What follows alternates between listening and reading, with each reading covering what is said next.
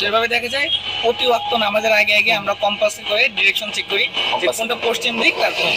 আর mainly সবকিছু ঠিকই আছে। আর আপনার জন্য ভাইয়া অনেক ভালোও লাগছে খারাপও লাগছে। ভালো লাগছে এই জন্য যে আপনি কুড়িগ্রামে এতদিন থেকে ছিলেন, আর খারাপ লাগছে এই জন্য যে চট্টগ্রামের যে মানুষরা থাকবে তারা এতদিন যেমন আমরা লাগিয়েছিলাম এতদিন এখন হয়তো বা চট্টগ্রামের মানুষের লাগে, এবার আপনি কুড়িগ্রাম ছেড়ে চলে যাবেন। ইনশাল্লাহ ভাই, আমাদের ছোট্ট একটা দেশ, আমাদের এই সোনার বাংলাদেশটাকে বিশ্ব দরবারে মাথা উঁচু করে দাঁড়ানোর জন্য আপনি যেমন ক্ষুদ্র প্রচেষ্টা, আমারও ঠিক সেরকমই ক্ষুদ্র প্রচেষ্টা।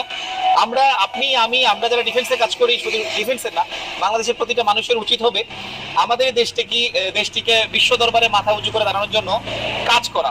যে যেখানে আছি না কেন, আমরা যেই প্রান্তে আছি না কেন, যেই কাজটাই করি না কেন, নিজের কাজটাকে ভালোবেসে আমাদের দেশটাকে মানে ভবিষ্যতে যাতে করে আমাদের দেশটা বিশ্ব দরবারে মাথা উঁচু করে দাঁড়াতে পারে, এটা আমাদের চেষ্টা।